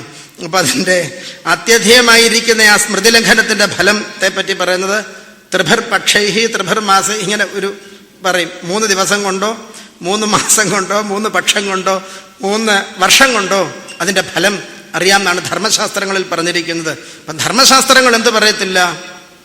ആൾക്കാരുടെ ഇന്ദ്രിയപ്രീതിക്കനുസരിച്ച് പറയത്തില്ല. സ്മൃതികാരന്മാരങ്ങനെ പറയത്തില്ല. ശ്രുതി തീരെ പറയില്ല. ഇതിഹാസ പുരാണങ്ങൾ അതിനെയാണ് അവിടെ അതിന് വിപരീതമായിട്ട് നടന്നപ്പോൾ ഉണ്ടായ ദോഷങ്ങളും അനുകൂലമായി നടന്നപ്പോൾ ഉണ്ടായതായ ഗുണങ്ങളുമാണ് ആ ആഖ്യായികളിലൂടെ ഉപദേശിച്ച് തരുന്നതെന്നാണ്. അപ്പം വിവാഹം കഴിക്കണം. വിവാഹം കഴിച്ചു കഴിഞ്ഞ് എന്ത് ചെയ്യണം? യജനം, യാചനം, അധ്യയനം, അധ്യാപനം, ദാനം, പ്രതിഗ്രഹം എന്നത് തങ്ങളുടേതായ നിലയിൽ ഓരോരുത്തരുടെയും നിലയനുസരിച്ച് അതെല്ലാം അനുഷ്ഠിക്കണം. യജനം, യാചനം, താൻ തന്നെ യജിക്കണം. തനിക്ക് സാധിക്കാത്തതായ കാര്യങ്ങൾ എന്താണ്? അന്യരെ കൊണ്ട് യജിപ്പിക്കണം. അധ്യയനം, അധ്യാപനം, താൻ അറിവ് നേടണം. ആ നേടിയ അറിവ് എന്ത് ചെയ്യണം? അടുത്ത തലമുറയ്ക്ക് പറഞ്ഞു കൊടുക്കണം. ദാനം, ഇപ്പം താൻ എന്തെങ്കിലും പ്രവൃത്തി സമൂഹത്തിന് ചെയ്യുമ്പോൾ തനിക്ക് തരുന്നത്, സമൂഹം തരുന്നത് സ്വീകരിക്കണം. അതുപോലെ അതിൻ്റെ ഒരു ഭാഗം സമൂഹത്തിന് തന്നെ തിരിച്ചു ദാനമായിട്ട് കൊടുക്കുകയും ചെയ്യണം. തന്നെ ആശ്രയിക്കുന്ന ആൾക്കാർ, അതുപോലെ ഭാവിയിലേക്ക് ഒരു ഭാഗം, അതേപോലെ 1/6 ആ ദീനന്മാരായിരിക്കുന്ന ആൾക്കാർ, ഇങ്ങനെ അതിനെ സംവിഭാഗം ചെയ്യുകയും വേണം എന്നാണ്. അപ്പം അങ്ങനെ ഗൃഹസ്ഥാശ്രമത്തിൽ അങ്ങനെ വസിച്ചു കഴിഞ്ഞാൽ ആപദ്ധർമ്മം അനുസരിച്ച് ഓരോരുത്തർക്ക് ദോഷമില്ലാത്തതായ കർമ്മങ്ങളെയൊക്കെ അനുഷ്ഠിക്കുകയും ഒക്കെ ചെയ്യാം. എന്നാൽ കുടുംബത്തിൽ വസിക്കുമ്പോൾ ഒരു കാര്യം പ്രത്യേകം ശ്രദ്ധിക്കണം. കുടുംബേഷു ന സജ്ജേത ന പ്രമാദ്യത് കുടുംബ്യപി വിപശ്ചൻ നശ്വരം പശ്യത് അദൃഷ്ടമപി ദൃഷ്ടവത്. ഈ കുടുംബത്തിൽ എന്താണ്? ആസക്തനായിട്ട് തീരരുത്. പുത്രൻ, ഭാര്യ, ബന്ധുക്കള്, ഇതൊക്കെ നമ്മുടെ ഒരു ലക്ഷ്യത്തിനു വേണ്ടി പോകുമ്പോൾ കാണുന്നതായ വഴിപോക്കരോടുള്ളതായ സൗഹൃദം പോലെയാണ് തത്വദൃഷ്ടിയിൽ. അങ്ങനെ ഗൃഹത്തിൽ എന്ത് ചെയ്യണം? തൻ്റെ കടമകളൊക്കെ ഈശ്വരാർപ്പിതമായിട്ട് ചെയ്ത് മമത പുലർത്താതെ നിരഹങ്കാരിയായിട്ടിരിക്കണം എന്നാണ്. നിർമ്മമനായിട്ട് തൻ്റെ കർമ്മങ്ങൾ ചെയ്യണം. അപ്പം കർമ്മത്യാഗം ചെയ്യണം, ഫലത്യാഗം ചെയ്യണം. അപ്പം കർമ്മത്യാഗം ചെയ്യുക എന്ന് പറഞ്ഞാലോ, ഞാൻ ചെയ്യുന്നവനാണെന്നുള്ളതായ ഭാവത്തെ ഉപേക്ഷിക്കണം. ഫലം എന്ന് പറഞ്ഞു കഴിഞ്ഞാൽ എന്താ? കർമ്മത്തിൻ്റെ ഫലം എന്ന് പറഞ്ഞാൽ സുഖം, ദുഃഖം എന്ന് ചുരുക്കി പറയാം. അപ്പം സുഖദുഃഖങ്ങൾ, സുഖം വന്നാലും ദുഃഖം വന്നാലും അത് ഭഗവത് പ്രസാദം എന്നുള്ളതായ നിലയിലോ, അല്ലെങ്കിൽ താൻ അലേപകനായിരിക്കുന്ന ആത്മസ്വരൂപമാണ്, തന്നെ ബാധിക്കുന്നില്ല എന്നുള്ളതായ ബ്രഹ്മഭാവനയാലോ അതിനെ മാറ്റണം എന്നാണ് തൻ്റെ ശക്തിക്കനുസരിച്ച്. അപ്പോൾ കർത്തൃത്വവും ഭോക്തൃത്വവും ഉപേക്ഷിച്ച് തൻ്റെ കടമകൾ ഈശ്വരാർപ്പിതമായിട്ട് ചെയ്യണം. അങ്ങനെ ഈശ്വരാർപ്പിതമായിട്ട് ചെയ്യുന്നതായ കർമ്മത്തെയാണ് കർമ്മയോഗം എന്ന് പറയുന്നത്. സ്വധർമ്മം ഈശ്വരാർപ്പിതമായിട്ട് ചെയ്താൽ അത് കർമ്മയോഗമായി. ആ സ്വധർമ്മത്തിന് ലോപം വരുത്താതെ പരധർമ്മവും ഒക്കെ അനുഷ്ഠിക്കാം. എന്നാൽ പരധർമ്മം അനുഷ്ഠിച്ചു കഴിഞ്ഞാലോ അത് ക്ലേശമായിട്ട് ഭയാവഹമായിട്ട് തീരുകയും ചെയ്യും. അപ്പം സ്വധർമ്മം ഈശ്വരാർപ്പിതമായിട്ട് അനുഷ്ഠിക്കണം. അത് കഴിഞ്ഞ് ബാക്കി കാര്യങ്ങളും ഒക്കെ എന്താണ്? പരധർമ്മവും ശക്തിക്കനുസരിച്ച് ഈശ്വരാർപ്പിതമായിട്ട് അനുഷ്ഠിക്കണം. അങ്ങനെ ജീവിക്കുന്നതായ ഒരാൾ എന്ത് ചെയ്യണം എന്നാണെങ്കിൽ, ഭക്തിമാനായിട്ട് തീർന്നതായ ഗൃഹസ്ഥൻ ഗൃഹത്തിൽ തന്നെ ഇരിക്കുകയോ അല്ലെങ്കിൽ വനത്തിലേക്ക് പോവുകയോ അല്ലെങ്കിൽ സന്യസിക്കുകയോ ചെയ്യാം എന്നാണ്. ഒന്ന്, യസ് ത്വാസക്തമദർഗേഹേ പുത്രവിത്തേഷണാതുര സ്ത്രൈണ കൃപണധർമൂഢോ മമാഹമിതി ബധ്യത്തെ. എന്നാൽ ഗൃഹത്തിൽ ആരാണോ ആസക്തനായിട്ടിരിക്കുന്നവര്, പുത്രൻ, അതുപോലെ തന്നെ ധനാദികള്, ഇതിലെല്ലാം ആസക്തനായിരിക്കുന്നവൻ ബന്ധിച്ചിരിക്കുന്നു. ആ ബന്ധിച്ചിരിക്കുന്നതിൻ്റെതായ ആ രൂപത്തെയാണ് അടുത്തായിട്ട് പറയുന്നത്. അഹോമേ പിതരൗ വൃദ്ധൗ ഭാര്യ ബാലാത്മജാത്മജ അനാഥാമൃതേ ദീന കഥം ജീവന്തി ദുഃഖിതാഃ. എൻ്റെ മാതാപിതാക്കന്മാർ വൃദ്ധന്മാരാണ്, ഭാര്യ കൊച്ചുകുട്ടിയോടുകൂടിയാണ് ഇരിക്കുന്നത്, ഞാനില്ലാതെ ഇവരെങ്ങനെ ജീവിക്കും എന്നാണ് ചിന്തിക്കുന്നത്. അപ്പോൾ ഓരോരുത്തരും അവരുടെ കർമ്മമനുസരിച്ചാണ് ജീവിക്കുന്നത് എന്നറിയാതെ എന്നെ ആശ്രയിച്ചാണ് ഇവരെല്ലാം ജീവിക്കുന്നത് എന്ന് ചിന്തിച്ചുകൊണ്ട് ആ ഗൃഹത്തിൽ തന്നെ ആസക്തനായിട്ട് അവതയെ ചിന്തിച്ചുകൊണ്ട് മൃതനാകുന്നവൻ വീണ്ടും കൂടുതൽ സംസാരത്തിൽ പ്രവേശിക്കുന്നു എന്നാണ്. അപ്പോൾ വന്നിരിക്കുന്നതായ ആ കർമ്മങ്ങളെ എന്താണ്? ഭഗവാങ്കൽ സമർപ്പിച്ച് അനുഷ്ഠിക്കണം എന്നുള്ളതായ കാര്യത്തെ അവിടെ സൂചിപ്പിച്ചു. പിന്നെ വാനപ്രസ്ഥൻ്റെ ധർമ്മങ്ങളെ പറഞ്ഞു. വാനപ്രസ്ഥൻ വനത്തിലേക്ക് പോവുക എന്നുള്ളതാണ്. അപ്പം ദേശകാലോചിതമായിരിക്കുന്ന രീതിയിൽ എന്താണ് വാനപ്രസ്ഥം എന്ന് പറഞ്ഞാൽ മമതയൊക്കെ ഉപേക്ഷിച്ച് ചിത്തശുദ്ധ്യർത്ഥമായ കർമ്മങ്ങളെ കൂടുതൽ അനുഷ്ഠിക്കുക. അപ്പം തപോമയമായിരിക്കുന്ന ഒരു ജീവിതമാണ് വാനപ്രസ്ഥന് പറഞ്ഞിട്ടുണ്ട്. അങ്ങനെ തപോമയമായിരിക്കുന്ന ഒരു ജീവിതം നയിച്ചതായ അദ്ദേഹം വിരക്തി വന്നു കഴിഞ്ഞാലോ സന്യസിക്കാം എന്നാണ്. അപ്പം സന്യസിക്കുന്നതിൻ്റെ മാനദണ്ഡം എന്താണ്? വിരാഗത വന്നു കഴിഞ്ഞാൽ സന്യസിക്കാം. അപ്പോൾ ആ വിരാഗതയ്ക്ക് വേണ്ടിയാണ് ഏകാദശ സ്കന്ധത്തിൽ ആ യദുകുലത്തിൻ്റെ നാശവും എല്ലാം പറഞ്ഞിട്ടുണ്ട്. ധർമ്മത്തിൻ്റെ ഉപദേഷ്ടാവും അതുപോലെ അതിൻ്റെ സംസ്ഥാപകനായിട്ടും എല്ലാം വന്ന് അവതരിച്ചതായ ഭഗവാൻ ധർമ്മസംസ്ഥാപനമെല്ലാം നടത്തി. ധർമ്മസംസ്ഥാപനമെല്ലാം നടത്തിയിട്ടും അവസാനം എന്താ സംഭവിച്ചതെന്ന് വെച്ച് കഴിഞ്ഞാലോ, യദുകുലത്തിലെ ആൾക്കാരെന്ത് ചെയ്യുന്നു? ബ്രഹ്മജ്ഞന്മാരായ മഹാത്മാക്കളെ പൂജിക്കണമെന്ന് പറഞ്ഞിട്ടുണ്ട്. അവർ വിപരീതമാണ് അവിടെ ചെയ്തു വെച്ചത്. അപ്പോൾ അതുകൊണ്ട് വിരാഗ കാരണമായിട്ടാണ് യദുകുല സംഹാരത്തെ അവിടെ പറഞ്ഞിരിക്കുന്നത്. അപ്പം വിരാഗത ഉണ്ടാകണം. അപ്പം വിരാഗത ഉണ്ടായി കഴിഞ്ഞു കഴിഞ്ഞാൽ എന്തുവരും? സന്യസിക്കാം. അപ്പം ബുദ്ധിയിൽ എന്തുണ്ട്? ആ മോഹം അവിടെ കിടപ്പുണ്ട്. അപ്പം ബുദ്ധിയിലെ മോഹം, അതുപോലെ ഈ രാഗദ്വേഷങ്ങൾ, അതേപോലെ വിഷയപദാർത്ഥങ്ങളുള്ളതായ ആസക്തി, ഇതെല്ലാം മാറി കഴിഞ്ഞു കഴിഞ്ഞാൽ സന്യാസം അതിൻ്റെ പൂർണ്ണമായിട്ട് ഇരിക്കും. അപ്പം ഭഗവാനത് സൂചിപ്പിക്കും ഗീതയിലും. മയ്യേവ മന ആധൽസ്വ മൈ ബുദ്ധിം നിവേശയ നിവസിഷ്യസി മയ്യേവ അത ഊർധ്വം എന്ന സംശയ. ഭഗവാനിൽ നല്ലവണ്ണം മനസ്സിനെ എടുത്തു വെക്കണം എന്നുള്ളതാണ്. മയ്യേവ മന ആധൽസ്വ. അതിനെ യോഗസൂത്രത്തിലും പറയും. സമാധിസിദ്ധേഹി ഈശ്വരപ്രണിധാനാത് വ. അപ്പം യോഗശാസ്ത്രത്തിലും എല്ലാ ശാസ്ത്രത്തിലും എന്താ പറഞ്ഞിരിക്കുന്നത്? മയ്യേവ മന ആധൽസ്വ. പ്രകർഷേണ നിധാനം ചെയ്യണം, നല്ലവണ്ണം മനസ്സിനെ എടുത്ത് ഭഗവാനിൽ വയ്ക്കണം എന്നുള്ളതാണ്. ഇപ്പം ഇരിക്കുന്നത് എവിടെയാണ്? വിസിന്നന്തി ബന്ധനന്തി ഇതി വിഷയാഹ എന്നാണ്. അപ്പം സന്യസിക്കുന്നത് എന്തിനെയാണ് എന്നാണെങ്കിൽ ഇതുവരെയുള്ളതായ കർമ്മത്തെയും കർമ്മഫലത്തെയും. ഇപ്പം ഏഷണാത്രയ ത്യാഗം എന്നാണ്. ഏഷണാത്രയം എന്ന് പറഞ്ഞാൽ പുത്രേഷണ, വിത്തേഷണ, ലോകേഷണ. ഇപ്പം ലോകേഷണ എന്ന് പറഞ്ഞാൽ ചില കർമ്മങ്ങളൊക്കെ അനുഷ്ഠിച്ചു കഴിഞ്ഞാൽ മഹർലോകത്തിലാണ് പോകുന്നത് വാനപ്രസ്ഥന്മാർ. അതുപോലെ നൈഷ്ഠിക ബ്രഹ്മചാരിയൊക്കെ ബ്രഹ്മലോകത്തിൽ പോകും എന്നാണ്. അങ്ങനെ ഓരോരുത്തർക്കും ഓരോ ഫലങ്ങൾ അവിടെ പറഞ്ഞിട്ടുണ്ട്. അതിനെയെല്ലാം എന്തു ചെയ്യണം? ഉപേക്ഷിക്കണം. ദൃഷ്ടാദൃഷ്ടങ്ങളായിരിക്കുന്ന അതിനെ ഉപേക്ഷിക്കണം. എന്തിനാ ഉപേക്ഷിക്കുന്നത്? വലിയൊരു കാര്യത്തിന് വേണ്ടിയാണ് ചെറുതിനെ ഉപേക്ഷിക്കുന്നതെന്നാണ്. അപ്പം വിദേഹ കൈവല്യത്തിന് വേണ്ടി, ആ ബ്രഹ്മാനന്ദത്തിന് വേണ്ടി എന്തു ചെയ്യണം? ക്ഷുദ്രങ്ങളായിരിക്കുന്ന ആനന്ദത്തെ എല്ലാം ഉപേക്ഷിക്കണം എന്നാണ്. ബ്രഹ്മലോക തൃണീകാര വൈരാഗ്യസ്യാവധർ ഭവേത് ദേഹാത്മവത് പരാത്മത്വ ബാധേ ബോധസമാപ്യത എന്നാണ്. അപ്പം ബ്രഹ്മലോകം പോലും, ബ്രഹ്മലോകമാണ് ഉള്ളതിൽ വെച്ച് ഏറ്റവും വലിയ ലോകം, സത്യലോകമാണ്. ബ്രഹ്മലോക തൃണീകാര വൈരാഗ്യസ്യാവധർ ഭവേത്.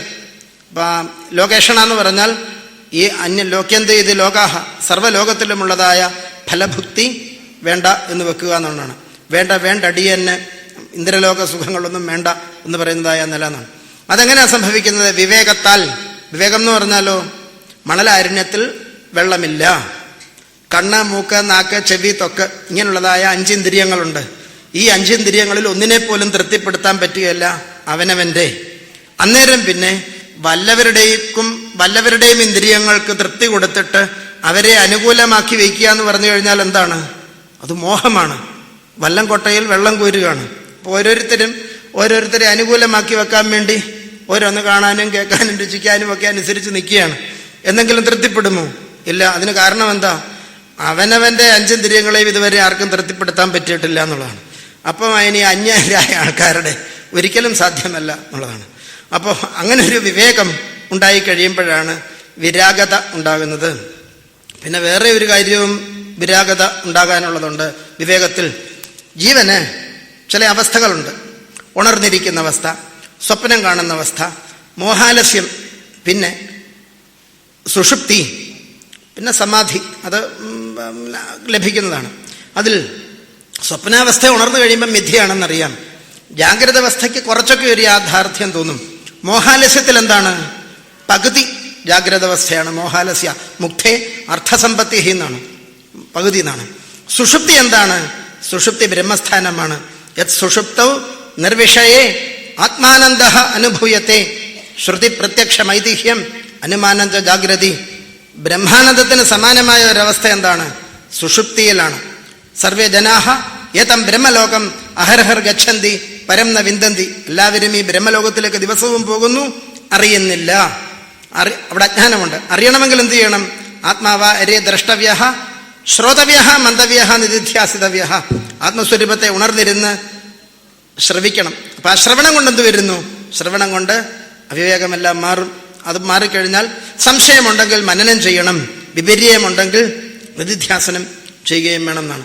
അപ്പോൾ ആത്മസ്വരൂപത്തെ ശ്രവിച്ചു കഴിഞ്ഞാലോ തൻ്റെ സ്വരൂപം പരമേശ്വരനാണ് എന്നുള്ളതായ അറിവ് ഉണ്ടാകുന്നു.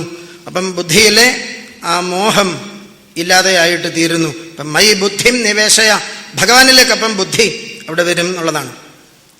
അപ്പോൾ നിവശിഷ്യസി മയ്യേവ, അതുപോലെ ഭക്തി വരും. അപ്പം ഭക്തി വരുന്നതിന് വേണ്ടിയാണ് ഈ വർണ്ണാശ്രമധർമ്മത്തെ അനുഷ്ഠിക്കുന്നത്. അപ്പോൾ ഭക്തി വരാൻ എന്താ കാരണം? ഈ വർണ്ണാശ്രമധർമ്മങ്ങളും എല്ലാം അനുഷ്ഠിക്കുമ്പോഴും എന്തെല്ലാം ചെയ്തു കൊടുക്കുമ്പോഴും എന്തു വരത്തില്ല? ഇതെല്ലാം അനുഷ്ഠിച്ചു കഴിഞ്ഞാലും കിട്ടുന്നത് എന്താണ്? കൂലി ദുഃഖമാണ്. സംയോഗ വിപ്രയോഗാന്ത ദുഃഖാന്തഞ്ച സുഖാദയ ജീവിതം മരണാന്തഞ്ച ത്രയം ധ്യാത്വാ സുഖീ ഭവ എന്നാണ്.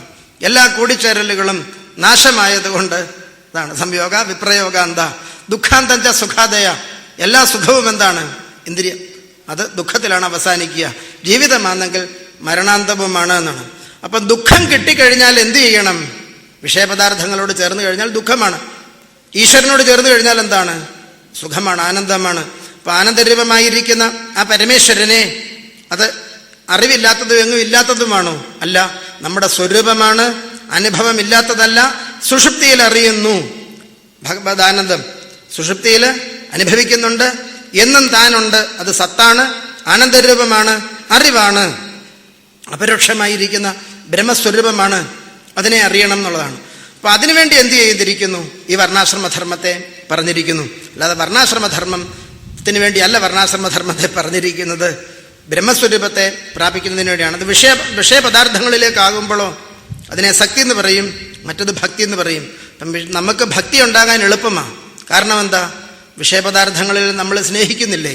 അതേ കാര്യം ഭഗവാനിലേക്ക് ആക്കിക്കഴിഞ്ഞാൽ എന്താണ്? അതിൻ്റെ പേര് ഭക്തി എന്ന് പറയും. യാ പ്രീതി അവിവേകിനാം വിഷയശ്വനപായിനി. നമുക്ക് ഏറ്റവും പ്രിയാസ്പദമായിരിക്കുന്ന സ്ഥാപനമോ അല്ലെങ്കിൽ വ്യക്തിയോ മറ്റേതെങ്കിലും കാര്യങ്ങളുണ്ടെങ്കിലോ ആ പ്രീതിയുടെ കാര്യം അവിടെ നിന്ന് എടുത്തെന്ത് ചെയ്യണം? മയ്യേവ മന ആധൽ സ്വ മയി ബുദ്ധിം നിവേശയ നിവശിഷ്യസി മയ്യേവ അത ഊർധ്വം ന സംശയ. അപ്പോൾ ആ ഭഗവത് പ്രാപ്തി ഉണ്ടാകുന്നു എന്നാണ്. അപ്പോൾ അങ്ങനെ വരുമ്പോഴോ അതിനെ ശ്രുതി പറയും, സമാധി നിർധൂത മലസ്യ ചേതസ്സോ നിവേശിതസ്യാത്മനി യത് സുഖം ഭവേത് ന ശക്യതേ വർണ്ണയതം ഗിരാ തഥാ സ്വയം തദന്തകരണേന ഗൃഹ്യത്തെ. നമ്മളുടെ അന്ധകരണത്താൽ അത് മനസ്സിലാകും എന്നുള്ളതാണ് ആനന്ദം. സമാധി നിർധൂത മനസ്യ ചേതസ്സോ, ആ സമാധിയിലൂടെ, സമം എന്ന് പറഞ്ഞാൽ പരമേശ്വരൻ, പരമേശ്വരനിലേക്ക് പോകുമ്പോൾ എന്താണ്? ആ മാലിന്യങ്ങളെല്ലാം നശിക്കും.